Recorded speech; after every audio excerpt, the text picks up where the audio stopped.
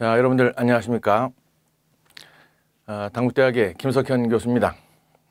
이번에 대한국제법학회에서 우리 학생 여러분들을 위해서 마련한 국제법 동영상 강의 중에서 이 국가 책임과 관련된 파트는 저하고 같이 공부하게 되겠습니다. 이 국가 책임의 내용이 상당히 방대하죠. 그래서 요 문제와 관련된 전반적인 얘기들을 아주 제한된 3시간 범위 내에서 다 우리가 소화를 시켜야 되는데 최대한 중요한 내용들만 압축적으로 설명을 드리도록 하겠습니다. 자, 우선 이 국가 책임과 관련된 그 서론적인 얘기로서 몇 마디를 하고, 그 다음에 책임의 성립 요건, 그리고 책임의 내용, 그리고 책임의 추궁, 그리고 이행 확보 장치가 어떻게 되어 있는가 하는 것을 순서대로 한번 살펴보도록 하십시다. 자, 우선 국가 책임의 내용을 이제 우리가 본격적으로 공부하기 앞서서 우선적으로 이 국가 책임의 그 기본적인 의의가 뭔가 하는 것을 한번 새삼스럽게나마 상기할 필요가 있겠습니다. 국가 책임이라고 하는 것은 여기서 이제 국가 책임이라고 하는 것은 국가의 국제 의무 위반의 법적 결과라, 이렇게 우리가 정의할 수가 있겠습니다.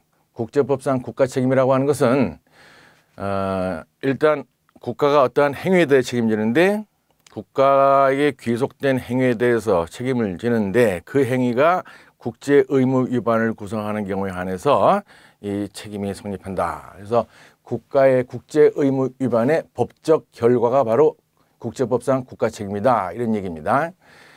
그 다음에 이 국가 국가책임의 이제 발전 과정을 우리가 한번 짤막하게나마 얘기할 필요가 있겠는데, 지금은 우리가 이제 국제법상 국가 책임이라 해서 국제법 전 분야에 걸쳐 가지고서 발생하는 이 의무 위반에 대한 공통된 그 책임 제도를 얘기를 하죠. 그러나 이제 애당초 이 국가 책임법이 연구되고 또 이제 그 편찬이 시도됐던 지난날에 있어서는 이 분야가 이 국제관계에 있어서 아주 그 특수한 분야, 지금으로 볼 때는 아주 특수한 분야에 머물고 있었다는 얘기예요. 국제연맹 시대에 있어서 또 그러했고, 그 시대 그 전후한 많은 그 이제 국가 책임 관련 그 각 학술 단체에서 나온 초안에서도 마찬가지였고, 2차 대전 이전 시대에 있어서의 국가 책임의 그 연구 내지는 그 입법 작용 활동들이 대체로 영토상 외국인에게 발생된 손해에 대한 국제 책임에 이제 국한되어 다뤄졌다는 것을 우리가 알 필요가 있겠습니다. 1930년에 국제연맹이 주도해서 열린 헤이그 국제법 편찬 회의에서도 이 책임이 이제 하나의 그 주제로다가 상정이 됐었는데, 그때에도 영토상 외국인에게 발생된 신체 또는 재산상에 대한 손해에 대한 국제 책임이라 하는 제목으로다가 이 문제가 다뤄졌다, 이 말씀이죠. 그런데 이제 영토상 외국인에게 발생된 손해에 대한 국제 책임을 다루다 보니까 그 영토상 외국인에게 손해가 발생하지 않도록끔 하는 영토상의 그 외국인 보호 의무에 관한 그 실체 규범에 대한 논쟁이 계속되는 바람에 이 실체법상의 외국인 보호 의무에 관한 이 실체 규범에 관한 의견 대립이 계속되다 보니까 정작 그 의무 위반에 대한 책임으로는 들어가 보지도 못한 상태에서 회의가 상당히 답보 상태에 머무는 바람에 결과적으로는 이 분야에 있어서의 최종 문건을 채택하지 못하게 되는 결과가 된 겁니다. 이렇게 이제 국가 책임을 영토상 외국인에게 발생된 손해에 대한 책임으로 국한해서 다루는 시도는 국제연합 시대로 들어와서도 마찬가지였어요. 이 국가 책임에 관한 지금은 이제 2001년에 유엔 국제법위원회가 이 분야에 있어서 최종 초안을 채택을 했지만은 이 작업의 역사는 굉장히 길다 말씀이죠. 1950년대부터 시작이 됐어요. 1950년대 중후반부터 시작된 이 작업에서도 그 초창기 작업에서는 지난날의 국제연맹 시대에 있어서의 그러한 작업 패턴이 그대로 이어지게 됐단 말이죠. 영토상 외국인에게 발생된 손해에 대한 책임. 이 문제를 국한해서 다루게 됐던 것이 1950년대의 유엔 국제법위원회의 분위기였어요.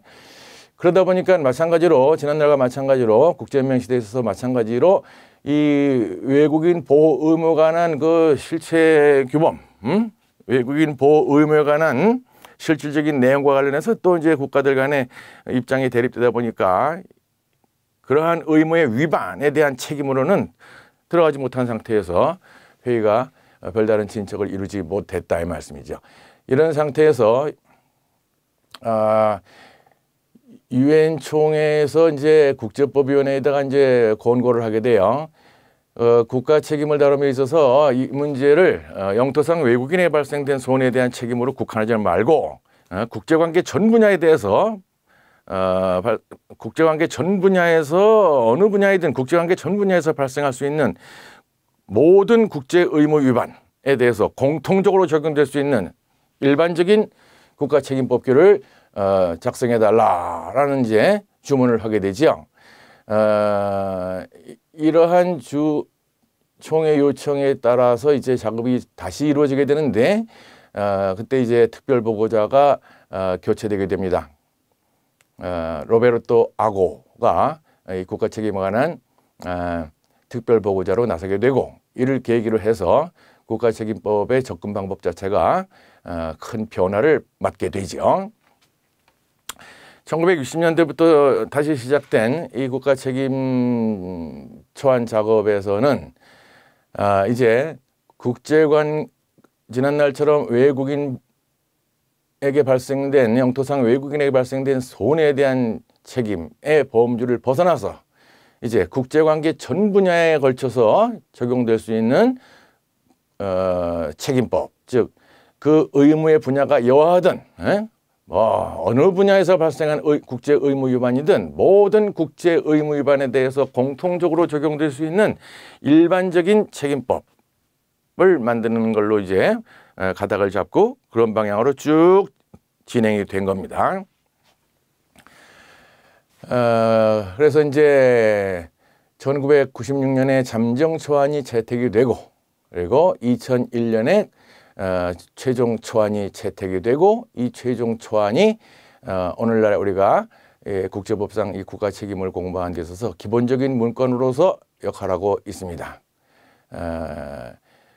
국제법위원회 이어북 2001년 볼륨 2 파트 2 여기에 보면은 이제 이 초안하고 더불어 가지고서 각 조문별로 그 카멘터리가 붙어 있는데 이 국가 책임 공부하는 데서 아주 필수적인 공식 자료죠.